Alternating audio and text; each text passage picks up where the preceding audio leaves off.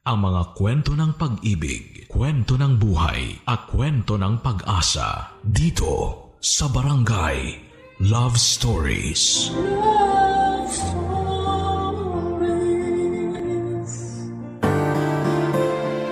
Kapag may gusto ang isang tao ay gagawin niya ang lahat para makuha lamang ito. Pero minsan ay may mga bagay na hindi na dapat ipinaglalaban at wala na rin saysay na ipanalo pa. Ikaw kabarangay, ano ang handa mong gawin makuha mo lamang ang bagay na iyong gusto? Dear Papa Dudut, sabi ng mama ko, iwasan ko raw masangkot sa magulo at komplikadong sitwasyon. Kasi mahirap na raw lusutan yon at sigurado ako na ako lang din ang mapiperwisyo. Pero minsan ay mahirap labanan ang sarili lalo na kung gustong gusto mo ang isang bagay o tao. Kahit na alam mong pangit sa paningin ng iba ay gagawin mo pa rin. At yan ang napagnaanan ko sa kwento na gusto kong ibahagi sa inyong programa na Barangay Love Stories. Pero bago ko mag-umpisa, itago nyo na lang po muna ang pangalan ko sa pangalang Martus. Kaka-31 ko lamang nitong August at taga Mandaluyong. Nagtatrabaho ko sa isang BPO company at wala pang sariling pamilya. Pero noong 29 years old ako ay nagkaroon ako ng girlfriend na mas bata sa akin ng 6 na taon. Bali 23 years old siya noon, na itago na lang natin sa pangalang Bridget.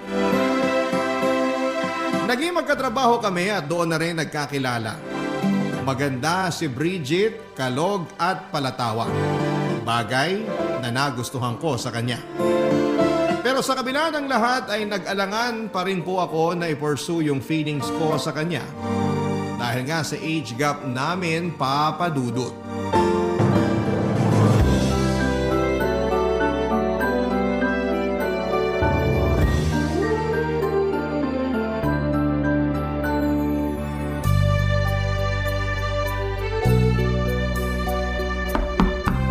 Kuya, ako to, si Pio. Pasok ka, bukas yung pinto. Sige, salamat. May kailangan ka ba? Wala naman. Pero napansin ko kasi na kanina ka pa nandito sa kwarto mo. May problema ba doon?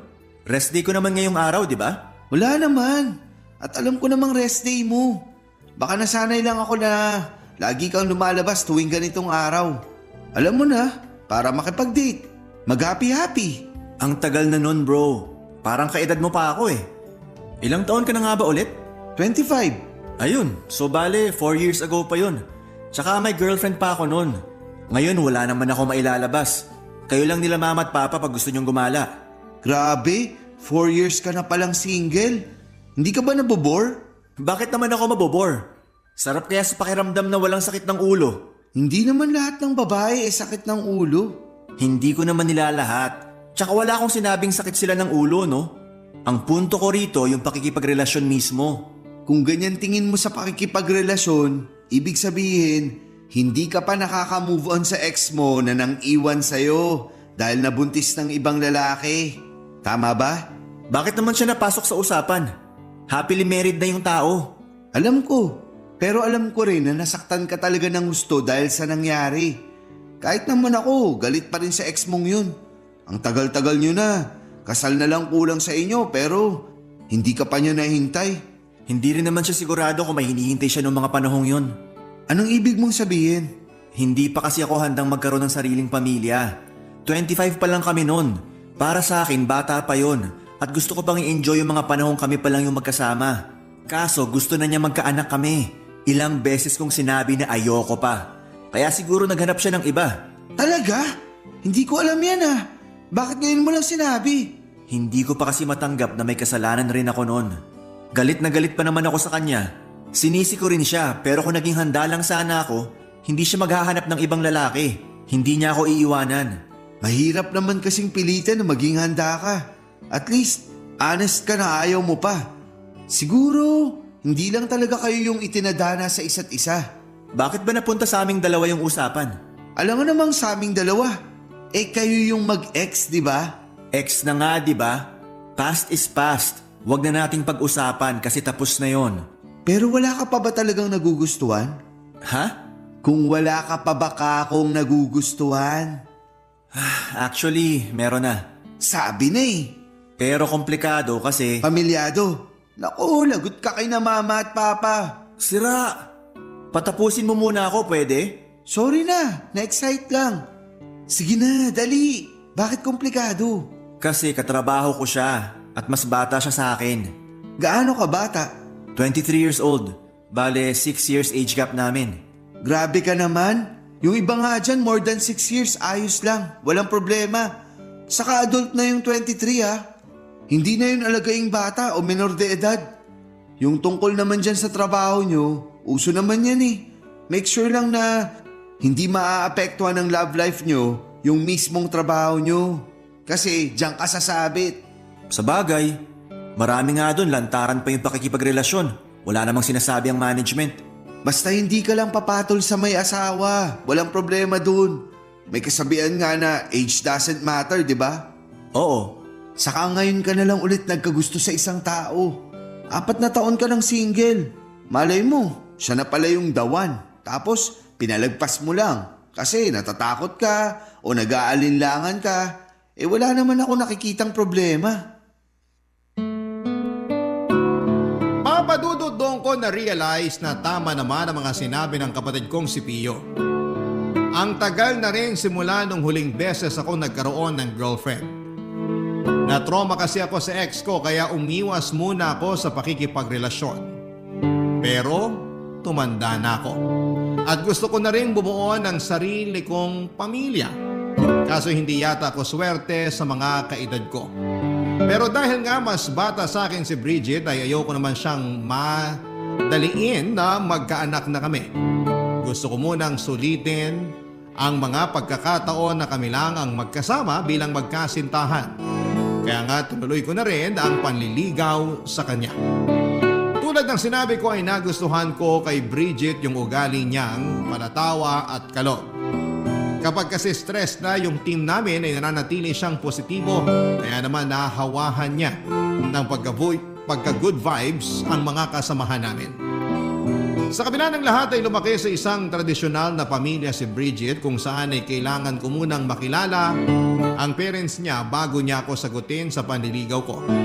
At bilang lalaki na seryoso naman sa intensyon at nararamdaman ko sa kanya, ay pumayag akong pumunta sa kanila para makilala ang magulang niya. Doon ko nga nakilala ang Mama Ingrid niya na mag-isang nagpalaki sa kanya, Papa Dudut.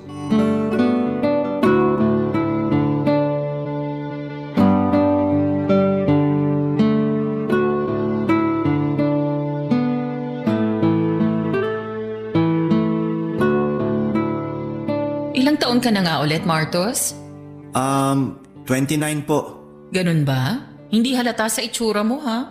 Salamat po. Sabi sa'yo, ma, mukhang bata pa rin si Martus eh. Hindi naman ako tutol kahit na ano pang itsura niya, anak. Lalo na kung gusto mo at mahal mo yung isang tao. Pero syempre, kailangan makilala ko muna kung sino yun. Salamat po. The best talaga kayo. Ikaw ba, Martos? Wala ka pang asawa? Di ba sinabi ko na po na single siya? Gusto ko pa rin kumpirmahin sa kanya mismo, no? Nako, wala po akong asawa. Anak, Wala rin po. jowa, Yung anak niyo po, kung sasagutin niya ako. Hoy, baka makurot ako ni mama ah. kukurutin talaga kita ang harot-harot mo. Sorry na po, si Martus kasi. Pasensya ka na kung ganito ako magtanong. Ayoko lang kasi mapunta sa maling lalaki tong unika iha ko. Alam mo kasi, nag-iisang anak ko yan sa pagkadalaga. Kaya mahal na mahal ko yan. Nakwento nga po ni Bridget na kahit wala siyang papa, sapat na raw po yung pagmamahal na galing sa inyo. Oo, kasi binuhos ko talaga sa kanya lahat-lahat ng pagmamahal ng dalawang magulang kahit na nag-iisa ko. Kaya nga, mahal na mahal ko si mama kasi never na rin siya nag-boyfriend o nag-asawa. Talagang nakafocus na lang siya sa pagpapalaki niya sa akin. Ganun ba? Nakakabilib naman yun. Nung pinanganak ko kasi si Bridget, 17 years old pa lang ako. Wala pa akong alam sa pagiging nanay. Tapos hindi pa ako pinanagutan nung nakabuntis sa akin. Hindi ko na rin hinabol. Baka tumanda ako ng maaga. Inayaan ko na lang at sinabi ko sa sarili ko na gagawin ko lahat, mapalaki lang ng maayos yung anak ko.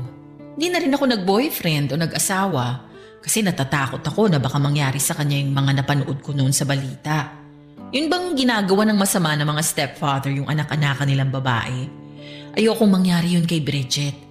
Mas kakayanin ko pang mabuhay ng walang lalaki kesa mawala o mapahamak ang anak ko. Hindi naman po lahat ng lalaki, ganun. Saka malaki na ako. Anong ibig mong sabihin? Naisip ko lang na pag nagkaasawa ako o nagkaroon kami ng pamilya ni Martus, bubukod na kami tapos maiiwan na lang kayong mag-isa dito sa bahay. Kaya baka panahon na para tumanggap kayo ng manliligaw para makasama niyo pagtanda. Kasasabi ko lang na kaya kong mabuhay ng walang lalaki. Saka ayoko na magkaanak. Tanda-tanda ako na para magbuntis at mag-alaga ng bata, no?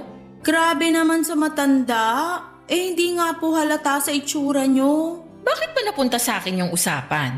Di ba dapat tungkol to sa inyo ni Martos? Ayaw nga po, no? Okay lang po yun. Naaaliw naman akong panoorin yung pagbabangayan nyo.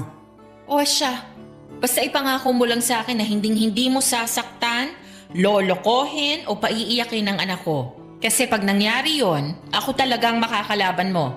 Nagkakaintindihan ba tayo? Opo, tita. Pinapangako ko po na mamahalin ko si Bridget. Hindi ko siya paiiyakin o lolokohin at aalagaan ko po siya. Dahil sa mga sinabi mo na panatag na ako na nasa mabuting lalaki ang anak ko. Naman eh. Bakit ba? Siyempre anak kita at mahal kita. Walang ina ang gustong mapahamak ang anak niya. Papadudot, hindi halatang nasa 40 years old na ang nanay ng girlfriend ko dahil maganda pa rin ito at mukhang bata. Sa unang tingin ay akalain mong magkapatid lamang sila. Hindi rin ito makalumang tao o yung bang old-fashioned, lalo na sa pananamit at pagsasalita. Kaya nga nakampante ako lalo na nang ipaliwanag ko naman sa kanya ng mabuti ang intensyon at nararamdaman ko para sa anak niya. Masaya rin si Bridget na makitang panatag ako sa mama niya. Nagpatuloy ang sandali na yon na puno ng kwentuhan at nagtapos yon na masakit ang pangako dahil sa kakatawa. Nakakaaliw kasi si Tita Ingrid kapag nagkikwento siya ay sinasamahan niya pa ng aksyon para daw damang-dama. Lalo tuloy akong natatawa at natutuwa. Bago matapos ang gabing yon ay nagpasalamat sa akin si Tita dahil sa wakas ay meron na raw matinong manliligaw ang anak niya. Nakwento kasi niya na puro na lang daw isip bata ang mga ipinapakilalang lalaki sa kanya ni Bridget. Kaya medyo alanganin siya nung umpisa.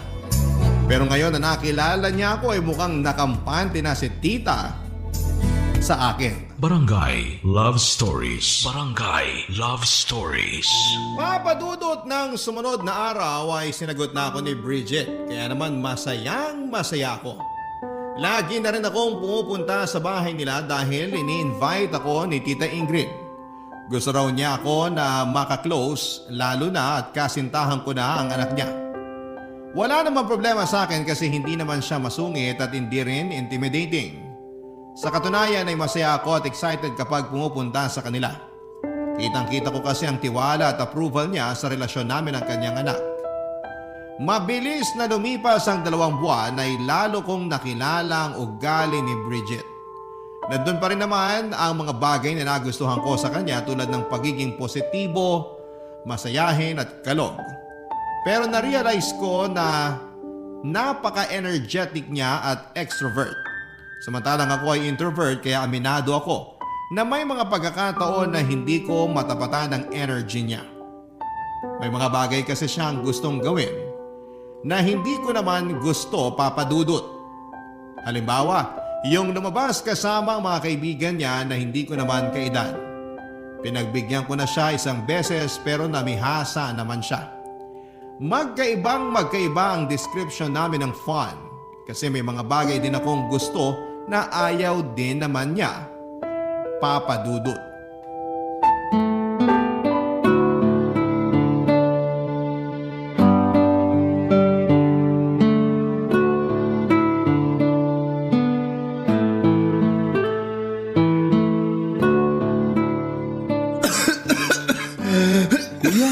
Masama na yung ubo mo Patingin ka na kaya sa doktor. Ayos lang ako. Naambunan kasi ako kahapon kaya eto, inuubo ako. May sipon na nga rin ako eh.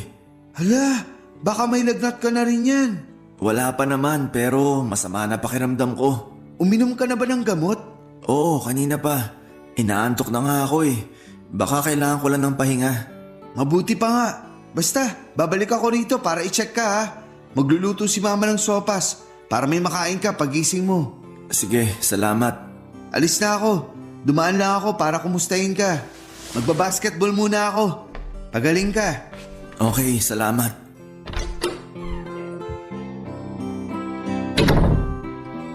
Ay, makatulog na muna. Bakit kaya tumatawag si Bridget? Hello? Hello, bebe ko? Di ba sabi ko wag mo akong tawagin ng ganyan? Ikaw naman, ang KJ mo eh. Ang cute-cute kaya ng bebe ko. Anong gusto mo? Lovey-dovey? Mas lalong ayoko. Ganyan ba talaga ang matatanda? Parang walang katamis-tamis sa katawan? Okay na sa akin yung mahal. Ayoko nun, masyadong common. Sige, bahala ka na. Salamat, bebe ko. Ay, may iba tayo. Tumawag na ako kasi di ka sumasagot sa text and chats ko eh. Akala ko ba nasa inyo ka lang? Oo nga. Masama lang pakiramdam ko kaya di ko kayang mag-phone. Sumasakit mata ko pag tumitingin matagal sa screen kahit naka-on na yung reading mode. Ganun ba? Sayang naman yung araw kung nandiyan ka lang sa bahay nyo. Mabuti pa samahan mo na lang ako. Sinabi ko na masama nga pakiramdam ko, di ba? Inuman mo na lang yan ang gamot. Uminom na ako. Pero saan ka na naman ba pupunta? Makasaan ka naman? Nakalimutan mo na no. Nagpaalam ako sa iyo kagabi. Sorry, lutang lang. Sabi ko, magbabar hopping kami ng former high school classmates ko. Tuloy naman yun pero nagsabi kasi sila na isasama daw nilang mga jowa nila. Sa lagay ako lang walang kasamang jowa mamaya. Pero... Sige na, sumama ka na. Sige ka, manlalalaki ako para lang may mapakilala sa kanila. Yan ang wag na wag mong gagawin. Kaya nga sumama ka na. Mamaya pa naman yun, mga 8:00. Pwede ka pang matulog para makapagpahinga ka. Mag-alarm ka na lang pero gumising ka ng mga 6:00. Bakit naman ang aga? Siyempre, susunduin mo pa ako dito sa bahay, no? Hindi ba talaga pwedeng hindi ka pumunta? Hindi, saka nakauuna na ako. Matagal na namin yung pinlano kasi di nagbabangga mga schedule namin. Ayoko naman mag-back out. Saka para maipakilala na rin kita sa kanila. Hindi ko pa ba sila nakilala? Ang dami ko na kasing minute na mga kaibigan at dating kaklase mo. Kaya nalilito na ako. Hindi pa. Bagong batch sila, classmate ko sila nung second year high school. Yung nakilala mo, classmate ko nung third year. Ah, ganun ba? Oo, kaya asahan kita mamaya ah. I love you, bebe ko. I love you too. Bakit walang bebe ko? Sige ka, tampo ko. I love you too, bebe ko. Huwag ka na magtampo. Okay, see you later. Papadudot mukhang seryoso si Bridget nang sabihin niya sa aking manlalalaki na lamang siya kapag hindi ko siya sinamahan sa bar hopping nila. Natakot ako at naisip ko na mabuti na rin na nandun ako para mabantayan ko siya. Kaya nga kahit masama ang pakiramdam ko ng araw na yon ay sumang-ayon na lamang ako sa gusto ng girlfriend ko. Turns out na nagpakalasing siya ng gabing yon at ako ang naging bantay niya. Antok na ako noon pero nilabanan ko dahil kailangan ko pa siyang intindihin. Ayaw pa nga magpaawat ni Bridget sa pag-inom ng gabing yon.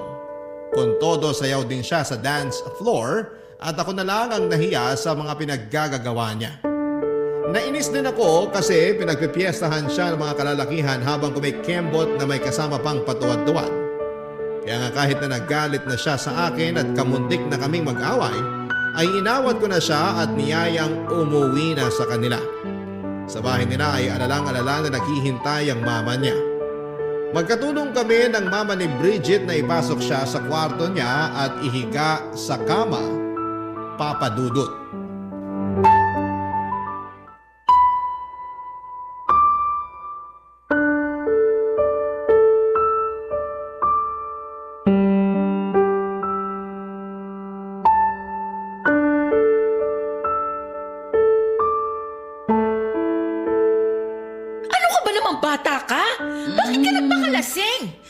Hindi na po ako bata, Ma.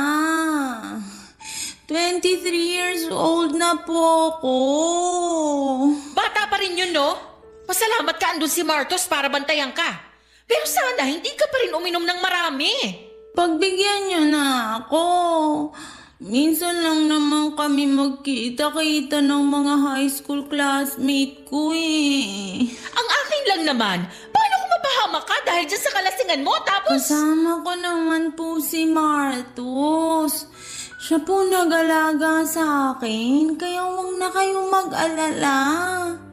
Safe na safe po ko na nakauwi dito sa bahay. Hindi ka na nahiya sa boyfriend mo?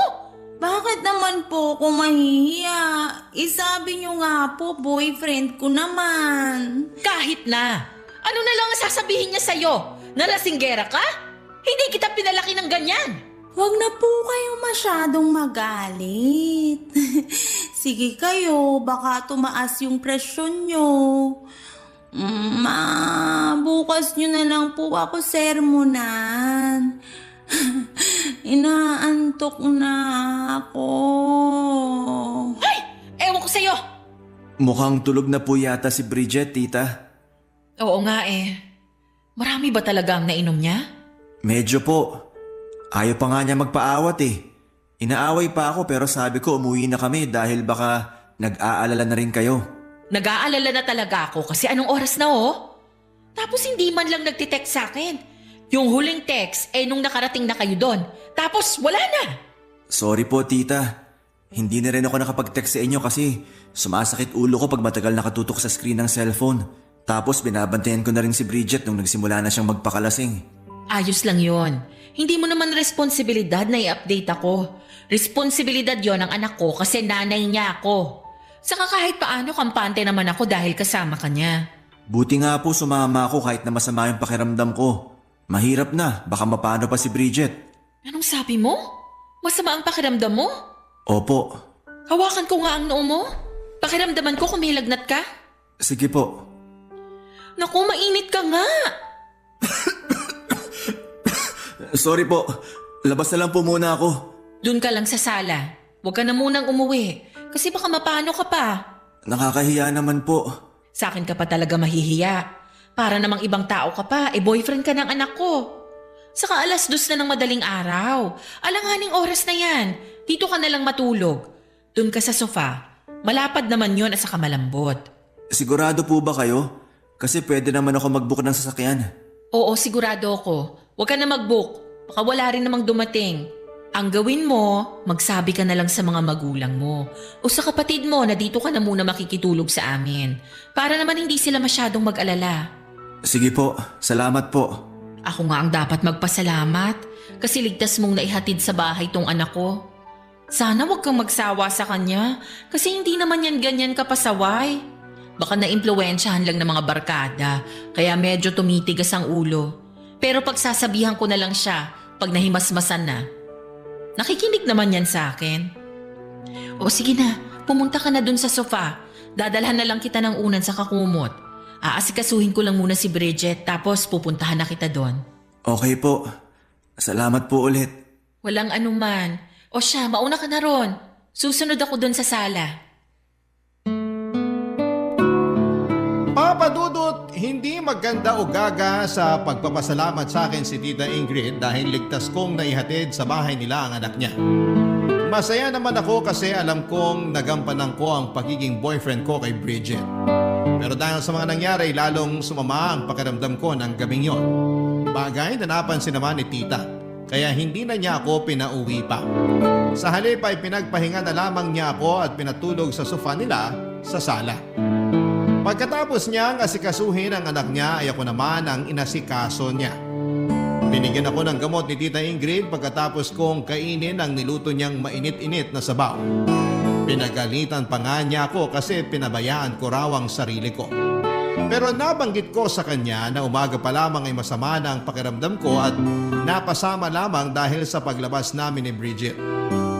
Kahit na hindi ko naman sinisisi ang girlfriend ko ay malaking factor pa rin ang pamimilit at pangungonsensya niyang samahan ko siya dahil may gagawin siyang hindi maganda pag hindi ko siya sinamahan. Mabuti sana kung hindi niya alam pero sinabi ko rin naman sa kanya na masama nga ang pakiramdam ko. Kaya si Tita Ingrid na lamang ang humingi ng despensa sa ginawa ng kanyang anak, Papa Dudut. Barangay Love Stories. Barangay Love Stories. Papa Dudut, bago ako natulog ng gabing yon ay mukha ni Tita Ingrid ang huling nakita ko.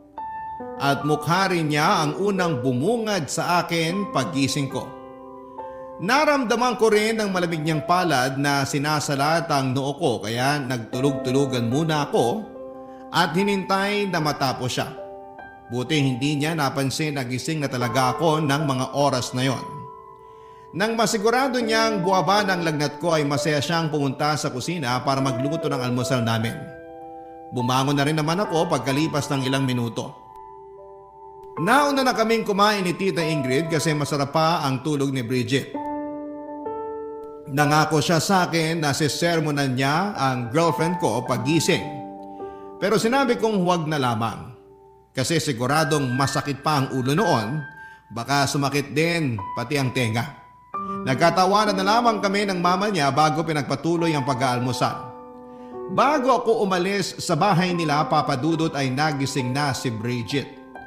Pero hindi ko siya nakausap ng matino dahil lutang pa siya at may hangover. Kaya ang nangyari, natulog na lamang siya ulit pagkatapos ko siyang pakainin. Nang sumunod na araw ay hindi man lang nagsorry sa akin si Bridget sa pagsama niya sa akin kahit na masama ang pakiramdam ko. O magpasalamat man lang dahil naihatid ko siya ng ligtas sa bahay nila. Mabilis na lumipas ang 3 buwan habang lalo kong nakikilala ang girlfriend ko ay unti-unti kong nare-realize na hindi pala talaga kami compatible sa isa't isa.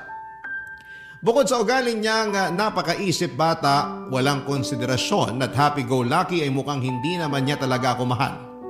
Paano'y lagi na lamang niya akong tinatakot na manlalalaki siya para masunod lamang ang gusto niya. Tapos may pagkakataon na parang hindi boyfriend ang turing niya sa akin sa harap ng mga barkada niya.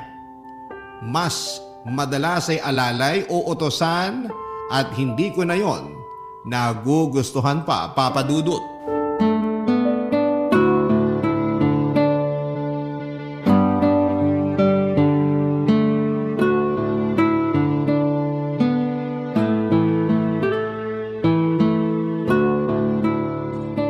Hindi ka ba nabobore? Hindi naman, bakit? Ako kasi nabobore. Ang boring dito sa bahay since umalis si Mama. Buti na lang naisipan kong papuntahin ka. Pero kabilin-bilin na ng mama mo na huwag tayong gagawa ng milagro rito. Si Mama talaga napaka-KJ. Hindi na naman ako bata. Saka ano kung mabuntis mo ko pag ginawa na natin yung sinasabi niyang milagro? Willing naman ako magpakananay sa magiging baby natin, no? Mas mabuti pa rin na sundin mo yung mama mo kasi alam niya ang tama at mali. Kung makapagsalita ka naman? Bakit? Ayaw mo pa bang magka-baby tayo? Bridget, kita mong may ginagawa ako, di ba? Oo. At kanina ka pa nga nakatutok dyan sa laptop mo. Ano ba yan? Thesis ng bunso naming kapatid, pinuproofread ko. Ang boring naman yan. Hindi naman. Interesting nga yung study nila eh. Gusto mo bang malaman? Ayoko nga. Graduate na ako dyan, no? Ayoko na yung balikan. Okay. Alam mo, napapansin ko, wala ka ng time sa akin. Ano bang sinasabi mo? Nandito nga ako sa bahay niyo kahit na sinabi ko naman sa'yo na may gagawin ako. Mas uunahin mo pa yan kaysa sa akin ng girlfriend mo? Pupuntahan naman kita pero hindi ka makapaghintay. Gusto mo pag nagsabi ka na pumunta ako rito, ura-ura darating ako. At kasalanan ko pa pala ngayon, ha? Sige, sa susunod, ibang lalaki na lang papupuntahin ko dito sa bahay. Gawin mo na yung thesis ng kapatid mo. Alam mo ikaw, napapansin ko lagi mo na lang akong tinatakot na manlalalaki ka kapag hindi ko pinagbibigyan mga gusto mo. Gagawin ko talaga yon at hindi ako manghihinayang sa'yo, no? Anong sinabi mo? Sabi ko, manlalalaki ako at hindi ako manghihinayang na iwan ka kasi ang boring mo palang maging boyfriend. At ako pa talaga yung boring? Palibhasa ikaw, hindi ka marunong pumirmi sa isang tabi. Gusto mo laging umaalis, umiinom at gumigimik. Anong masama doon? You only live once, kaya live life to the fullest. Hindi naman sa lahat ng pagkakataon dapat ganyan yung mindset mo. Anong gusto mo maging mindset ko? Yung katulad sa'yo? Laging nasa bahay? Minsan lang lumabas? Mahilig magbasa ng libro? In short, boring na tao. Nung una pa lang naman alam mo na ganyan yung personality ko. Pinilit ko naman mag-adjust simula nung maging girlfriend kita. Pero ikaw yung hindi marunong mag-adjust para sa akin. Akala mo kasi kapag pumirmi tayo sa bahay, nakakulong na tayo. Ganun naman talaga yun. Palibasa, matanda ka na. Kaya ganyan ka mag-isip. Anong sinabi mo? Matanda ka na. Kasi ganyan yung mga kilala ko matatanda. Gusto na lang sa bahay. Ayaw nang lumabas kasi nakakapagod daw at gagastos na naman. Grabe. Bakit ba ngayon ko lang na-realize yun? Magkaiba tayo ng gusto sa buhay. Siguro nga tama ka. Pero pagod na ako mag-adjust para sa'yo. Di wag. Hindi ka naman kawalan. Kaya ko sarili ko. Aalis ako. Bahala ka dyan. Saan ka naman pupunta? Wala ka na doon. Total ayaw mo naman ako samahan. Diyan ka na lang sa thesis ng kapatid mo hanggang mamuti mata mo. Papadudot umalis si Bridget ng bahay nila at hindi ko alam kung saan siya nagpunta. Hinayaan ko na lamang siya dahil baka kailangan namin ng space sa isa't isa. Pero hindi na rin naman ako nakapag-concentrate sa ginagawa ko pag alis niya. Marami ako naisip ng mga oras na yon. Una na doon yung sinasabi niya na mga kaibahan namin dahil sa pagitan ng aming mga edad. At kasama na rin doon yung hindi ko masabi sa kanya na namumuong feelings ko sa mama niya. Kahit na mag-ina sila, magkaiba sila sa kilos at pananalita. Kaya hindi ko napigilan ang aking sarili na mahulog kay Tita Ingrid. Malumanay kasi ito magsalita, maalaga at hindi ako itinuturing na alalay. Noong una ay pinigilan kong lumalim ang nararamdaman ko para sa mama niya. Kasi alam kong mali yun pero nakita ko na lamang ang sarili ko na gusto ko na si Tita Ingrid ng higit pa kay Bridget na siyang girlfriend ko. Pero hindi ako tanga para aminin yon sa kanya noong nagkaroon kami ng mainit-init na pagtatalo. Pagkatapos noon ay humingi ako ng cool off kay Bridget dahil gusto ko munang makahinga sa relasyon namin. Posible kasing napapagod lamang ako o naguguluhan sa nararamdaman ko. Wala namang ginawang kakaiba si Tita Ingrid para ako magkagusto sa kanya. Kaya alam ko na ako lang ang may issue rito. Baka nga ako lang talaga yung may gusto sa kanya at anak lang ang turing niya sa akin. Dahil sa mga nangyari, ilang araw akong nag-work from home pero ang totoo ay iniiwasan ko lamang talagang makita si Bridget. At napansin na nga ng kapatid kong si Pio na may pinagdadaanan ako, Papa Dudut.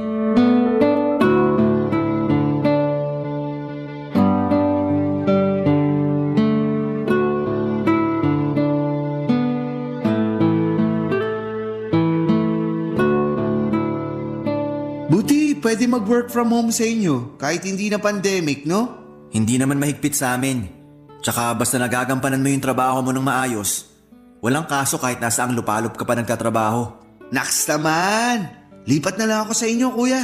Change career na ako. Sira. Joke lang. Yung totoo, pumunta talaga ako rito sa kwarto mo para makipagkwentuhan since tapos na naman duty mo. Kilala kita. Hindi mo lang basta gustong makipagkwentuhan. Sige na, ano ba talagang kailangan mo? Hindi naman kita uutangan eh. Hindi ko naman naisip yon. Masyado ka mapanghusga. Siyempre. Ano na nga kasi yung kailangan mo? Break na ba kayo ni Bridget? Hindi pa. Hindi pa. Bakit parang alanganin naman yung sagot mo? Hindi pa kami break. Pero humingi ako ng cool off. Cool off? Ipapunta na rin yun sa breakup. Unofficial pa nga lang. Mukhang tama ka nga. Hindi ko na kasi alam kung paano pa magsisimula ulit sa relasyon namin. Ano ba kasing nangyari? May ginawa ba siya sa'yo? Bukod dun sa mga nakwento ko na ugali ni Bridget, wala naman na. So far, hindi pa niya tinutuloy yung panlalalaki niya. Talaga? Baka naman magaling lang siyang magtago. Hindi ko alam. Pero tingin ko ako talaga may problema sa amin eh. Imbis kasi na ayusin ko yung relasyon namin, parang gusto ko na lang tapusin. Huwag mong sabihin na ikaw talaga yung may iba ha. Naku, kuya. Wala naman akong iba. Pero may gusto na akong iba. Kaya lang komplikado. Ayan ka na naman. Hilig mo talagang ilagay yung sarili mo sa komplikadong sitwasyon. Alam ko namang pagagalitan niyo ako nila mama, kaya nga pinipigilan ko na makagawa pa ng mas malalang bagay. Kanino ka ba kasi nagkagusto? Kilala ko ba yan? Oo, kay Tita Ingrid. Sa nanay ng girlfriend mo? Oo, Naloko na. kaya nga. Pero bakit naman nagkaganon? Yung totoo, ang laki ng kaibahan nila ni Bridget. Doon ko na-realize na hindi kami compatible ng anak niya. Kasi mas gusto ko yung mindset ng nanay niya. Napaka-mature mag-isip ni tita. Bukod doon, maalaga pa siya at maalalahanin. Malayong malayo kay Bridget na kulang na lang gawin akong utusan niya. Mahilig pang mamilit na gawin ko yung isang bagay na gusto niya kahit na ayaw ko. Pero alam mong mali na magkagusto sa nanay ng girlfriend mo. Kaya tigilan mo yan. Alam ko naman yun. Kaya nga humingi ako ng cool off kay Bridget para mapag-isipan ko kung ano yung tamang gawin. Wala rin naman silang alam tungkol sa nangyayari sa akin. Ikaw lang ang pinagsabihan ko. Salamat kasi sinabi mo. Para kahit paano, mapayuhan kita. Ipapaalala ko lang sa'yo na kung kaya mo pang umalis sa sitwasyon na yan, umalis ka na. Huwag ka nang sumugal kasi alam mong matatalo ka lang. Saka magulo yan. Huwag mong sirain yung relasyon ni Bridget sa mama niya. Huwag mo silang pag-awaying mag-ina. Ayoko rin naman mangyari yun kasi mahal na mahal nilang isa't isa. Kaya nga ikaw na lang yung lumayo. Yun yung tama na pwede mong gawin. Tungkol naman kay Bridget, mag-usap kayo. Sabihin mo sa kanya yung nararamdaman mo. Aminin mo na hindi mo na siya mahal. Tapos, maghiwalay na kayo. Kalimutan mo na rin yung mama niya. Wag mo nang kakausapin si Tita Ingrid kahit na siya pa yung mag-insist sa'yo.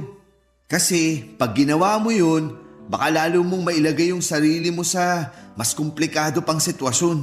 Tandaan mo yung kabilin-bilinan sa atin ni Mama. Wag nating ilalagay ang sarili natin sa komplikadong sitwasyon dahil tayo lang din yung mahihirapan. Minsan, may mga feelings na hindi na dapat pinipursue.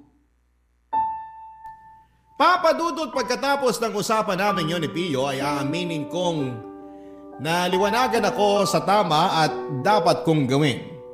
Bigla ko naalala ang payo sa amin ni Mama tungkol sa huwag naming ilagay ang sarili namin sa komplikado at alanganing sitwasyon.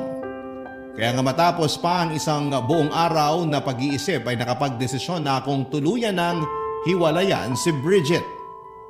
Alam ko rin kasi na hindi na rin mag-workout ang relasyon namin dahil magkaiba kami. At alam din niya yon kaya pumayag na lamang siya. Pagkalipas ng isang linggo ay nakita ko sila na noong kaidaran niyang lalaki na taga-kabilang department. At makalipas nga ang 6 na buwan ay nag-resign na siya sa pinagtatrabahuhan namin matapos mabuntis. Sa kasalukuyan ay masaya naman ako at contented sa buhay kahit na single ako. Wala akong pinagsisisihan, papadudot, sa desisyon kong tapusin ang relasyon namin ni Bridget at hindi i-pursue ang nararamdaman ko sa mama niya. Alam ko kasi na posible kong masira ang relasyon nilang mag-ina at ayoko namang gawin yon sa kanila, papadudot.